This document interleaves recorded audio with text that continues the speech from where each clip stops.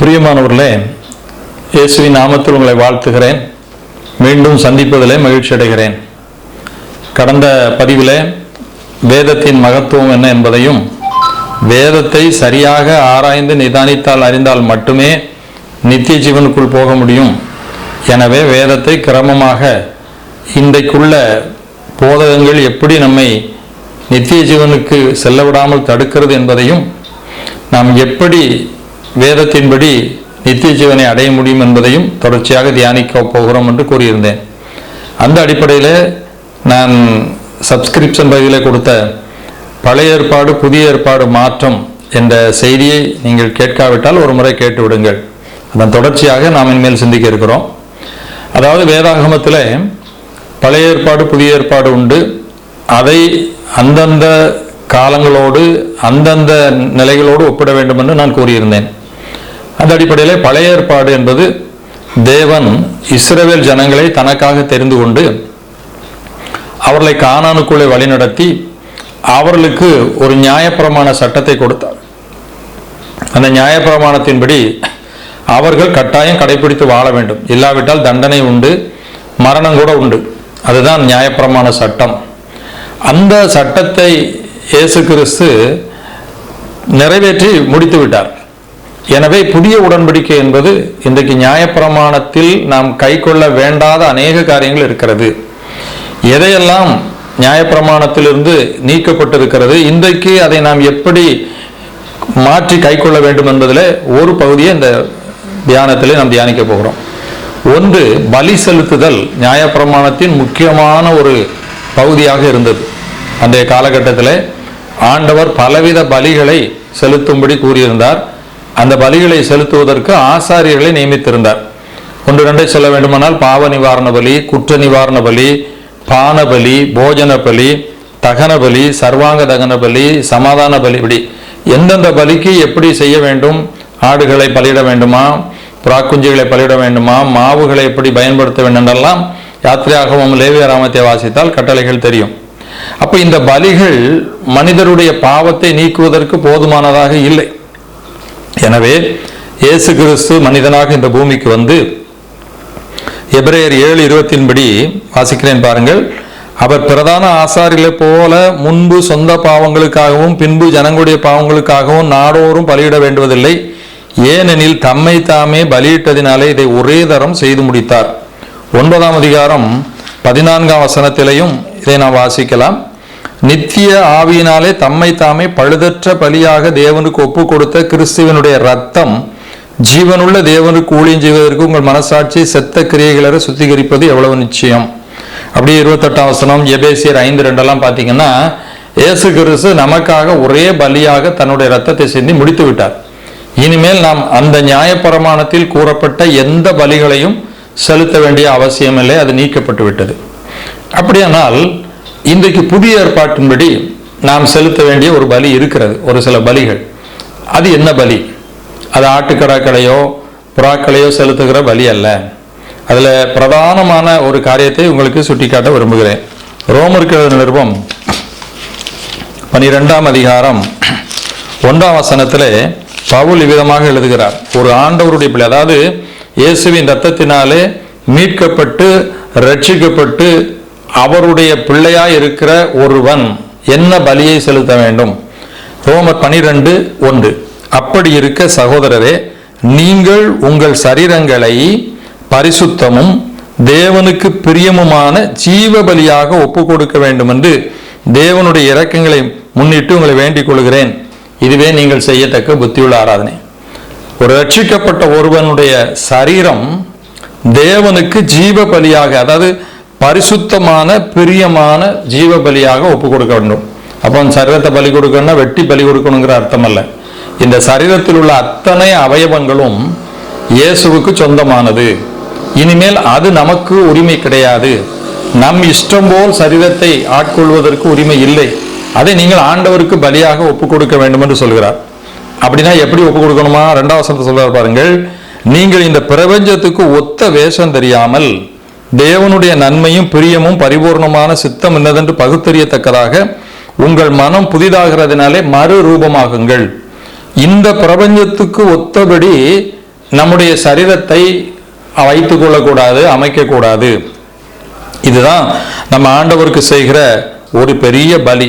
இன்னும் நீங்க வேதத்தை வாசிங்கன்னா இந்த சரீரம் தேவனுடைய ஆலயம் என்று சொல்கிறார். 1 கொரிந்தியர் 3ஆம் அதிகாரம் 16ஆம் வசனத்தை வாசி பார்த்தீங்கன்னா, இந்த சரீரம் தேவனுடைய ஆலயமாயிருக்கிறது, நீங்கள் தேவனுடைய ஆலயமாயிருக்கிறீர்கள் என்றும் தேவனுடைய ஆவி உங்களில் வாசமாயிருக்கிறார் என்றும் அறியாதிருக்கிறீர்களா?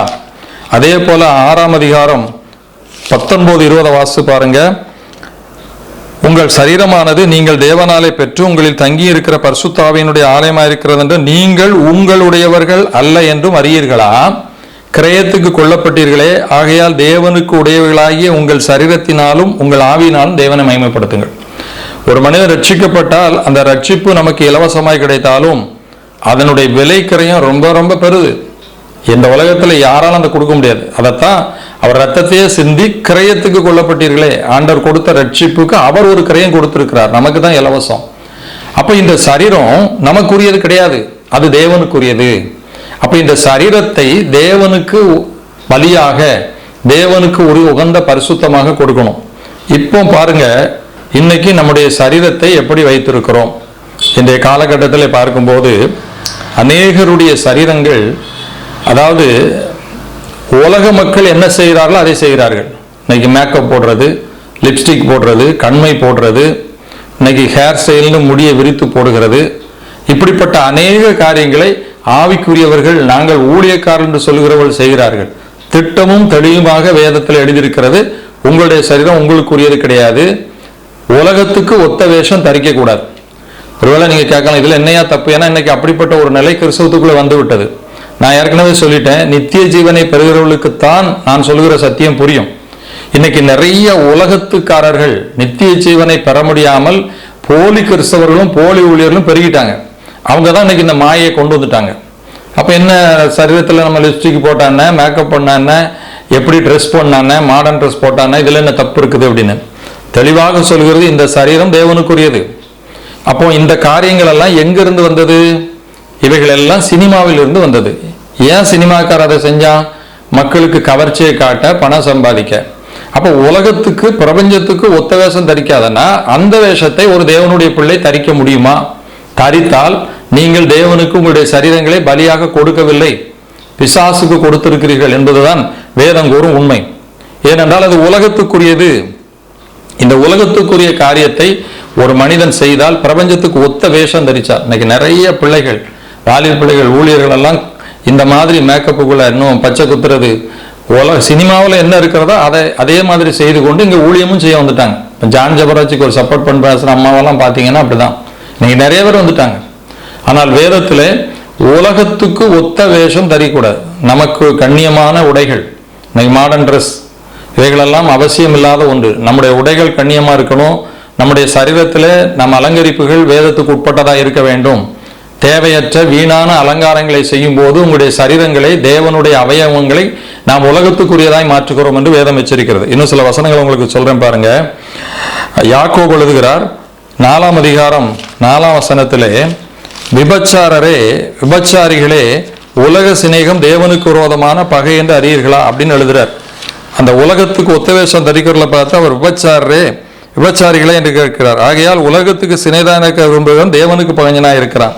அதே யாக்கோபு 1:21 சொல்கிறார், உலகத்தால் கரைபடாதபடிக்கு தன்னை காத்துக் கொள்கிறதுமே பிதாவாகிய தேவனுக்கு முன்பாக மாசில்லாத சுத்தமான பக்தி. இயேசு சொன்னார், நான் உலகத்தான் அல்ல. அப்ப இன்னைக்கு இந்த உங்களுடைய சரீரத்திலே கொடுக்கிற இந்த காரியங்கள் உலகத்திலிருந்து வந்ததை எடுத்து உலகத்து மக்களை போல, இன்னைக்கு கிறிஸ்தவத்துல நான் ஒரு விஷயத்தை நீங்க சொல்லணும்னா, மோட்ச பிரயாணம் என்ற ஒரு புத்தகம் இருக்கிறது. இந்த மோட்ச பிரயாணம் என்ற புத்தகத்தை எத்தனை பேர் வாசிங்க தெரியும்? ஒரு முறையாவது வாசிங்க. அதுல முழுவதுமே நித்திய ஜீவனுக்கு ஒரு ரட்சிக்கப்பட்டவன் போக வேண்டுமானால் எப்படி போக வேண்டும், என்ன சோதனை வரும், என்ன பாடு வரும், எதை வெறுக்கணும், எல்லாம் தெளிவா இருக்கிறது. அதை நான் அடிக்கடி உங்களுக்கு தேவைப்படுகிற இடத்துல சொல்லுகிறேன். இதுல ஒரு சம்பவத்தை சுட்டி காட்டுகிறேன். இந்த கிறிஸ்டியானும் அவர்களும் போகிற பாதையிலே, அந்த சீயோனுக்கு போகிற பாதையிலே மாயாபுரி என்ற ஒரு இடம் வரும். அந்த மாயாபுரி இடத்திலே ஒரு சந்தை ஒன்றை அமைத்து, இதெல்லாம் உருவகமா சொல்லப்பட்டிருக்கிறது. இதுதான் உலகத்தை குறித்தது. அவங்க அந்த பாதையில போகும்போது அங்க என்னெல்லாம் கிடைக்கும்னு எழுதுறத நான் அதில் வாசிக்கிறேன் பாருங்க. அந்த சந்தையை அந்த பெயல்செபூல், இந்த பிரயாணம் எல்லாருமே அந்த வழியாக தான் போகணும், அதை விட்டு போக முடியாது. அந்த வழியில் கடக்கும்போது இந்த சியோனுக்கு போகிற பிரயாணிகளை தடுப்பதற்காக இழுப்பதற்காக அவன் செய்தது என்று அதில் எழுதப்பட்டிருக்காள். என்ன வச்சிருப்பான பாருங்க, இந்த சந்தையில் வீடுகள், பூமிகள், வர்த்தகங்கள், அந்தஸ்துக்கள், மகிமைகள், உத்தியோகங்கள், பட்டப்பெயர்கள், தேசங்கள், ராஜ்யங்கள், இச்சைகள், இன்பங்கள் ஆகியவைகளை போன்ற வியாபாரங்களும், வேசிகள், மனைவிகள், புருஷர், பிள்ளைகள், எஜமான், வேலைக்காரர், ஜீவன், ரத்தங்கள், சரீரங்கள், ஆத்துமாக்கள், வெள்ளிகள், பொன்கள், முத்துக்கள், வெளியேறப்பட்ட ரத்னாதிகள் ஆகிய சகலவித சந்தோஷத்துக்கு ஏற்ற சரக்குகளும் வியாபாரம் செய்யப்படும். அது மட்டும் இல்ல, இந்த சந்தையில் இந்திரஜாலம், தந்திரசாலம், சூதாட்டம், குத்தாட்டம், குரங்காட்டம், மடையர் கூட்டம், வஞ்சகர் கூட்டம், படுக்காளிகளின் கும்பு இவை முதலில் எந்த வேலையிலும் பார்க்கலாம். இந்த சந்தைகளிலே கொலைகள், விபச்சாரங்கள், பொய்யானைகள் இப்படி எல்லாம் இருக்கும். இதுதான் இன்னைக்கு உலகம். இப்ப இந்த கிறிஸ்டியான இவர்களும் போகும்போது இந்த சந்தைக்குள்ள போன உடனே இவங்க கண்ணையும் காதையும் பொத்திக்கிட்டு அதுல ஒன்னையுமே எடுக்க மாட்டாங்க. அப்போ அந்த சந்தை வழியாக நம்முடைய இயேசு கிறிஸ்துவும் போனார் அப்படிங்கிறத அவர் குறிப்பிடுகிறார். அப்படி போகும்போது இந்த பிசாசு இந்த உலகத்தின் ராஜ்யத்தை தரும்போது அவர் அதை வெறுத்து விட்டார். நம்முடைய 2000 வருஷத்துக்கு முந்தி நம்முடைய பிரபுவும் அப்படி போனார்னு அவங்கள்ட்ட எழுதியிருப்பாங்க. இப்போ இவர்கள் போகும்போது அப்படி போன உடனே அங்கே ஒரு பெரிய கலவரமே உண்டாயிரும். அவங்கள பிடிச்சு கொண்டு அந்த சந்தை முதலாளிகிட்ட நிறுத்தின உடனே அவங்க மேலே வைப்பாங்க. இவங்க 3 விஷயத்தில் நம்முடைய இந்த சந்தை அமளி பண்ணிட்டாங்க. ஒன்று, இவர்களுடைய உடை வித்தியாசமாக இருக்கிறது, நம்மளை மாதிரி இவங்க உடை அணியலை, அதுதான் முதல் கம்ப்ளைண்ட். ரெண்டாவது, இவர்கள் பேசுகிற பேச்சு வித்தியாசமா இருக்கிறது, அவங்க இங்குள்ள பாஷையை பேச மாட்டாங்க, அவங்க சியோனில் உள்ள பாஷையை பேசுறாங்க. மூணாவது, நம்முடைய பொருட்கள்ல ஒன்றை கூட கண்ணை வச்சு பார்க்க மாட்டாங்க, தொட்டு பார்க்க மாட்டாங்க. பலி மறிச்சு உங்களுக்கு என்ன வேணும்னு கேட்டால் நாங்கள் சத்தியத்தை தான் வாங்குவோம்னு சொல்றாங்க. இதான் அவங்க மேல உள்ள குற்றச்சாட்டு. எவ்வளோ அழகாக எழுதுகிறார் பாருங்கள். இன்றைக்கு இந்த உலகம் மாயாபுரி சந்தை போல பணம், பதவி, புகழ், ஆசை, இச்சைகள், ஆடம்பரங்கள் நிறைந்து விட்டது. அப்ப இதை அவங்க வெறுத்து இதில் கண்ணை மூடிட்டு போனாதான் தப்ப முடியும். அதுக்கு பிறகு நிறைய சம்பவங்கள் இருக்கும். அவங்கள பிடிச்சு அடைப்பாங்க, அடிப்பாங்க, அதுக்கப்புறம் அவங்க தப்பிச்சு போவாங்க. அந்த பகுதியை வாசித்து பாருங்கள். எதற்காக சொல்கிறேன் என்று சொன்னால், இன்றைக்கு இந்த உலகத்துக்கு ஒத்த வேஷத்தை ஒருவன் தரித்து விட்டால் அவன் நித்திய ஜீவனுக்கு போகிறவன் அல்ல. நான் ஏற்கனவே சொன்னது போல இன்றைக்கு பிசாசு 2 கொரிந்தியர் அந்த 11ஆம் அதிகாரத்தில் சொன்னது போல அவனுடைய ஊழியர்களை வேஷம் அணிஞ்சு விட்டுட்டான். அதனாலதான் இன்னைக்கு நிறைய ஊழியர்களை பாருங்க, கையில பிரேஸ்லெட்டு, கழுத்துல செயின், ஆடம்பரமான ட்ரெஸ்ஸை போட்டு பெரிய ஊழியக்காரன் போல இருப்பான். அதில் ஒண்ணுதான் ஜான் ஜெபராஜ். இன்னைக்கு அந்த கூட்டத்தில் நிறைய இருக்குது. இவங்க தான் இன்னைக்கு பெரிய இடரலை வாலிபர்களுக்கு உண்டாக்கிட்டாங்க. இவங்க ஊழியக்காரரே கிடையாது, சாத்தானால் அனுப்பப்பட்டவர்கள். ஏனென்றால் ஒரு உண்மையான தேவனுடைய பிள்ளை ரட்சிக்கப்பட்டவனாய் இருந்தால் இந்த உலகத்திலே தன்னுடைய சரீரத்தை உலகத்துக்கு ஒத்த வேஷம் தரிக்க மாட்டான். அவங்க அவ்வளவு உலகத்துக்கு ஒத்த வேஷம். அதே போல பெண்கள் எடுத்துக்கிட்டீங்கன்னா, நம்முடைய பால்தனனுடைய மகா, அவ போடுற ட்ரெஸ்ஸு, அவ ஆடுற ஆட்டம், அவங்க திருமணத்தில் நடந்த விதம் எல்லாமே உலகத்துக்குரியது. உலகத்துக்குரியதை ஒருவன் தன்னுடைய அடையாளமாக காட்டிவிட்டால், பவுல் சொல்கிறார், எனக்கு லாபமாக இருந்தவைகள் அவைகளெல்லாம் நஷ்டமான்றேங்க. இவங்களுக்கு எதுக்கு நகை, ஒரு ஊழியக்காரனுக்கு படவடஸ்து, அந்தஸ்து. அப்ப இவைகளை நீங்கள் பலியாக ஒப்பு கொடுக்க வேண்டும். அப்ப நம்ம ஆண்டவருடைய பிள்ளைகள் யார் என்னத்தையும் பண்ணிட்டு போட்டோம், நான் ஆண்டவருடைய பிள்ளை, இந்த சரீரம் என் தேவனுக்குரியது, இதை நான் உலகத்து மக்கள் செய்கிறது மாதிரி அலங்கோலப்படுத்த மாட்டேன். அந்த மாதிரி நான் ட்ரெஸ்ஸோ அந்த மாதிரி காரியங்களையும் செய்ய மாட்டேன். நகத்தை வளர்க்கறது, நகை பாலிஷ் போடுறது, ஆண்கள் முடிய வித்தியாசமா வைக்கிறது, லோகு பேண்ட், எதெல்லாம் சினிமாவிலிருந்து உலகத்தினெல்லாம் தள்ளிட்டு ஒரு கண்ணியமான உடை, கண்ணியமான பேச்சு நம்முடைய வாழ்க்கையிலே நம்முடைய சரீரத்தில் இருக்கணும். இதை செய்யும் போது நம் சரீரத்தை ஜீவ பலியாக ஆண்டவருக்கு ஒப்பு கொடுக்கிறோம். இது முதல் பலி. இரண்டாவது ஒரு பலியை பற்றி சொல்கிறார். எபிரேயர் 13:15 உதடுகளின் கனியாகிய ஸ்தோத்திர பலி அவருக்கு செலுத்தணும். ரெண்டாவது, நாம் இப்போ இன்னைக்கு ரட்சிக்கப்பட்ட பிள்ளைகள் செலுத்த வேண்டிய பலி ஸ்தோத்திர பலி. உடனே ஸ்தோத்திர பலின்னு ஒன்று இன்னைக்கு அதுலேயும் இந்த வியாபாரிகள் 1000 ஸ்தோத்திரம்லாம் புக்க விற்காங்க. அதை வாங்கி படிக்கிறது மந்திரம் சொல்றது மாதிரி இல்லை. ஸ்தோத்திர பலி என்பது அன்றாட நம்முடைய வாழ்க்கையில ஆண்டவரை துதிக்கிறவர்களாக வாழ்க்கையிலும் வார்த்தையிலும். இப்போ நான்லாம் திடீர்னு எங்கேயாவது போகும்போது ஒரு இயற்கை காட்சியை பார்க்கும்போது, ஆண்டவரை இதையெல்லாம் நீ தந்திருக்கிறேன்னு துதிப்பேன். திடீர்னு இரவில் அப்படியே ஜெபிக்க போகும்போது வானத்து நட்சத்திரங்களை பார்ப்பேன். ஆபிரகாம நீர் இதைத்தானையா கூட்டிட்டு வந்து காட்டி உன்னை ஆசீர்வதிப்பேன்னு சொன்னீர், அந்த விசுவாசம் இன்னைக்கும் எங்களுக்கு இருக்குது, நட்சத்திரம் இருக்கிறதே. இப்படி ஆண்டவரை நாம் இயற்கைகளிலும் நம்முடைய பாடுகளின் நடுவிலையும் பிரச்சனை வந்தாலும் முறுமுறுக்காம பவுலும் சீலாவும் சிறைச்சாலை துதிப்பது போல சங்கீதக்காரன் சொல்கிறான் 34:1 கர்த்தரை எக்காலத்திலும் ஸ்தோத்தரிப்பேன். அப்ப ஆண்டவரை துதித்து வாழுகிற ஒரு வாழ்க்கை நம்முடைய உதடுகளில் மட்டுமல்ல, இருதயத்திலிருந்து அன்றாட நம்முடைய வாழ்க்கையிலிருந்து ஆண்டவரை துதிக்கிற ஒரு பலி, இரண்டாவது பலி. மூணாவது பிலிப்பியர் 2:17 சொல்லுகிறார் விசுவாசமாகிய பலி. இன்னைக்கு நம்ம ஆண்டவரை விசுவாசி தான் நடக்கிறோம். எத்தனையோ பாடுகள் பிரச்சனை வரும்போது காணாதவைகளை விசுவாசிக்கிறோம். நான் இப்ப சொல்றேனே, நித்திய ஜீவன், பரலோகம், இது எல்லாமே காணாதவைகள். இதை நம்பிதான் நம்ம ஆண்டவரை விசுவாசிச்சு போகிறோம். இதை பெற வேண்டும் என்பதற்காகத்தான் மற்றவர்களை போல, உலகத்தில் உள்ளவர்களை போல வாழாம வெறுக்கிறோம். உண்மையா இருக்கணும், பரிசுத்தமா இருக்கணும், எளிமையா இருக்கணும், ஆடம்பரத்தை வெறுக்கணும், இந்த சரீரத்தை கெடுக்கிறது எல்லாமே எதற்காக? நித்திய ஜீவனை அடையணும். இது நம்ம கண்களுக்கு இன்னும் தெரியல. விசுவாசத்திலே தான் நாம் போகிறோம். இந்த விசுவாசத்தின் மூலமாய் ஆண்டவருக்கு வெளிப்படுத்துகிற ஒரு வாழ்க்கை ஒரு பலி என்று சொல்லப்படுகிறது. யோபு எடுத்துக்கொள்ளுங்கள். அவ்வளவு பாடுகளுக்கு நடுவிலையும் அவ்வளவு இழப்புகளுக்கு நடுவிலையும் சொல்கிறான், அவர் என்னை கொன்று போட்டாலும் அவர் மேல் நம்பிக்கையா இருப்பேன், என் மீட்பர் உயிரோடு இருக்கிறார், கடைசி நாள்ல பார்ப்பேன். இந்த விசுவாசம் தான், இது ஒரு பலி. கடைசியாக இன்னொரு பலி இருக்கிறது. பிலிப்பியர் 4:18 பவுல் சொல்கிறார், நீங்கள் கொடுத்த ஒரு காணிக்கை எனக்கு சுகந்த வாசனையான பலி அப்படின்னு சொல்றார். பிலிப்பியர் 4:18 எல்லாம் எனக்கு கிடைத்தது பரிவு உண்டாய்க்கிறது, உங்களால் அனுப்பப்பட்டவைகளை சுகந்த வாசனையும் தேவனுக்கு பிரியமான உகந்த பலியுமாக எப்பாப்ராதீத்துவின் கையிலே வர பற்றி கொண்டபடியால் திருப்தியடைந்திருக்கிறேன்.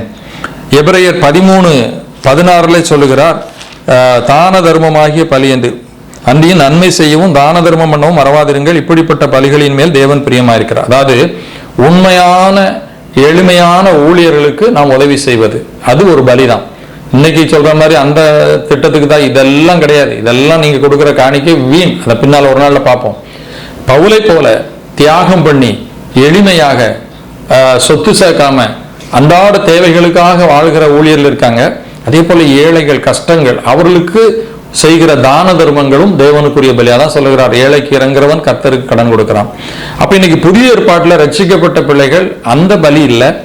முக்கியமான பலி உங்களுடைய சரீரங்கள் தேவனுக்கு ஜீவ பலியா இருக்கணும். சரீரத்துல உலகம் கலந்துரவே கூடாது. நம்முடைய சரீரம் உலகத்தால் கரைபடக்கூடாது. அந்த அளவுக்கு காத்துக்கொள்ள வேண்டும். தோத்திர பலியை எப்பொழுதும் செலுத்துங்கள். அவர் மேல எந்த சூழ்நிலையிலும் விசுவாசத்தை விடாம இருங்க. கடைசியா நம்மால் முடிந்த வரைக்கும் மற்றவர்களுக்கு உதவி செய்யுங்கள். இந்த பலிகள் தான் இன்றைக்கு செலுத்த வேண்டிய பலிகள். ஆகவே பழைய ஏற்பாட்டில் சொல்லப்பட்ட பலி நிறுத்தப்பட்டது, அதற்கு மாற்றாக இந்த பலி நமக்கு கொடுக்கப்பட்டிருக்கிறது. இப்படிப்பட்ட பலிகளை அன்றாடம் தேவனுக்கு செலுத்தி நித்திய ஜீவனின் பாதையிலே நீங்கள் செல்லும்படி உங்களை அன்போடு வாழ்த்துகிறேன், கேட்டுக்கொள்கிறேன். கர்த்தர் உங்களை ஆசீர்வதிப்பார். அடுத்த பதிவிலே அடுத்த ஒரு காரியத்தை பற்றி பார்ப்போம். ஆமென்.